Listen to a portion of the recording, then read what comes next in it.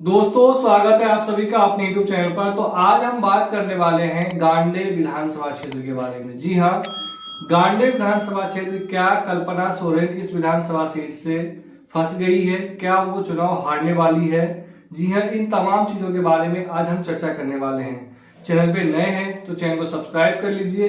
अगर आप Facebook page पे देख रहे हैं तो फेसबुक पेज को जरूर फॉलो कीजिए। तो आज हम बात करेंगे गांडेय विधानसभा। यहाँ पर दोनों गठबंधन के जो कैंडिडेट हैं वो आमने सामने हैं। बात पहले हम इंडिया गठबंधन और जेएमएम की तरफ से जो प्रत्याशी है कल्पना सोरेन, यहाँ पर जी हाँ, जो मुख्यमंत्री हेमंत सोरेन की पत्नी भी है और स्टार प्रचारक रही है इस बार पूरे विधानसभा चुनाव के अंदर। झारखंड के अंदर वो चुनाव लड़ रही है, जबकि बीजेपी की तरफ से मुनिया देवी यहाँ से चुनाव लड़ रही है। अब बता दो, इन दोनों के बीच में सीधा फाइट है, लेकिन एक तीसरी पार्टी की एंट्री होती है JKLM यानी जयराम महतो की पार्टी, और उसके कैंडिडेट ने भी यहाँ पर काफी अच्छा फाइट किया है, अच्छा लड़ा है और काफी मेहनत किया है। तो इन दोनों नेताओं के बीच में फाइट है। बताया जा रहा है कि इस बार कल्पना सोरेन का मुकाबला जो है काफी फंसा हुआ दिख रहा है गांडे में, क्योंकि JKLM के आने की वजह से जो महतो वोटर्स है वो डिवाइड हुआ है। अब वो किसके तरफ ज्यादा गया है ये आने वाला वक्त बताएगा। लेकिन आपको बता दूं कि मुनिया देवी यहाँ पर काफी अच्छी फाइट दी है कल्पना सोरेन को, और ये जेएमएम का एक परंपरागत सीट रहा है गांडे। इससे 2019 में जब चुनाव हुआ था तो यहाँ पर जो बीजेपी के जेएमएम जो MLA थे वो सरफराज अहमद थे। जब हेमंत सोरेन को जेल जाना पड़ा था तो उस वक्त सरफराज अहमद से पार्टी ने इस्तीफा लिया था और विधानसभा उपचुनाव के जरिए कल्पना सोरेन इसी विधानसभा पहुंची थी। तो मात्र 6 महीने का कार्यकाल रहा था कल्पना सोरेन का। लेकिन इस बार जब 2019 का चुनाव हो रहा है तो यहाँ मुकाबला काफी टफ बताया जा रहा है। लेकिन आपको ये बता दूं, इस विधानसभा क्षेत्र में कुल 2,69,084 मतदाता है। और बात बता दूं आपको कि यह विधानसभा मुस्लिम बहुल विधानसभा माना जाता है।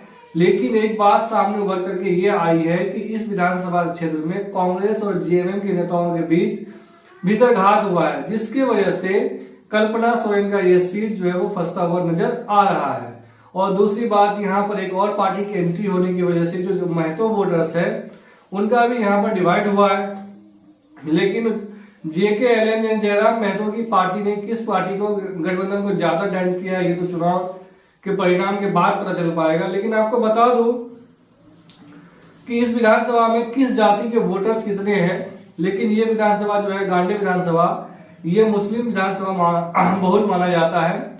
और यहाँ पर मुसलमानों की आबादी लगभग हम बात करें तो 26.8% है। वैसे देखा जाए तो 72,114 मतदाता जो है यहाँ पर मुस्लिम है, जो एक मुस्त इंडिया गठबंधन को पड़ने वाली है, इसमें कोई दो राय नजर नहीं आ रहा है।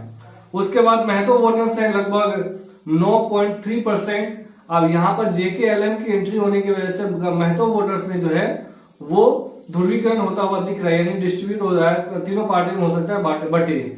उसके बाद दास वोटर्स है 4.9%, 13,185 वोटर्स दास भी है। उसके बाद सिंह वोटर है 11,000 करीब। उसके बाद मंडल वोटर्स है 9,956 वोटर्स मंडल का भी है यहाँ पर। यादव वोटर है।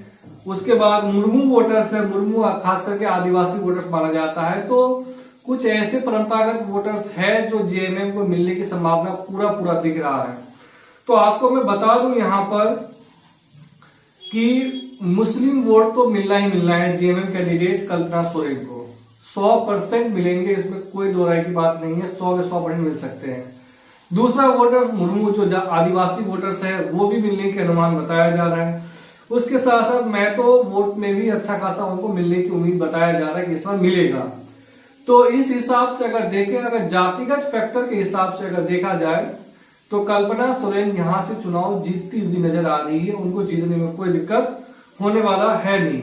हाँ, यहाँ पर अगर एक बात और साबित हो सकता है कि अगर उनके खिलाफ भीतरघात हुआ है या किसी तरह के नेताओं ने भीतरघात किया, लेकिन मुझे नहीं लग रहा है कि मुख्यमंत्री की पत्नी के साथ इस तरह का भीतरघात हो सकता है। लेकिन नेता है तो कुछ भी हो सकता है। अगर भीतरघात होता है तो भी मुझे लग रहा है कि उतना ज्यादा चांसेस नहीं है कि कल्पना सोरेन यहाँ चुनाव हार जाएगी।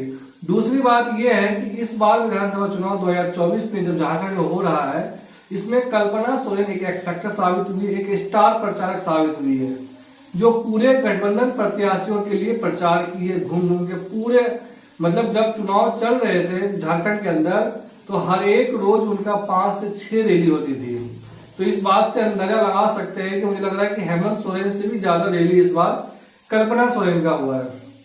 और इन्हीं के रैली की वजह से इस बार आपको बता दूं जो वोटिंग समाप्त हुआ है उसे बताया जा रहा है कि इस बार महिला वोटर्स का 6% बढ़ोतरी हुआ है। अब इसमें कई सारे राजनीतिक एक्सपर्ट बताते हैं कि मैया सम्मान योजना की वजह से बढ़ोतरी हुआ है, तो कुछ मान रही कल्पना सोरेन की वजह से महिला वोटरों का रुझान इस बार ज्यादा आया है। जो भी फैक्टर हो, लेकिन इस बार महिला वोटर ने बढ़ चढ़ के हिस्सा लिया है। और बताया जा रहा है कि इंटरनल सर्वे के हिसाब से भी जेएमएम के कि इस मैया सम्मान योजना का जमीन के अंदर काफी इफेक्ट था। और कई सर्वे ने बताया भी है कि यहाँ मुकाबला काफी टफ है, कोई भी जीत सकता है। तो आपको क्या लगता है इस बार गांडे से कौन जीतेगा? आप हमें कमेंट के जरिए जरूर राय जाहिर कर सकते हैं। वीडियो अच्छी लगी हो तो चैनल को सब्सक्राइब कर लीजिए।